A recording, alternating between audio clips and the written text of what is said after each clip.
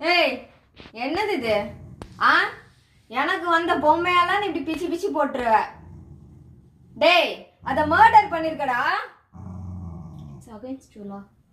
உரு பண்ற டைசன்.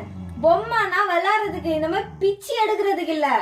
அவனுங்களே இருக்கிறது எல்லாத்தையும் எடுத்து உள்ள போட்டு வச்சு மூடி இது பண்ணி அது பொம்மையை ஆக்கி கொடுத்தா நீ அதை பிச்சு எடுத்திருக்க. இப்ப காலை காணோம், தலையே பிச்சிருக்க. தப்பு தானே இது? ஆ எந்திரி, நீ எந்திரி. உருன்றான்.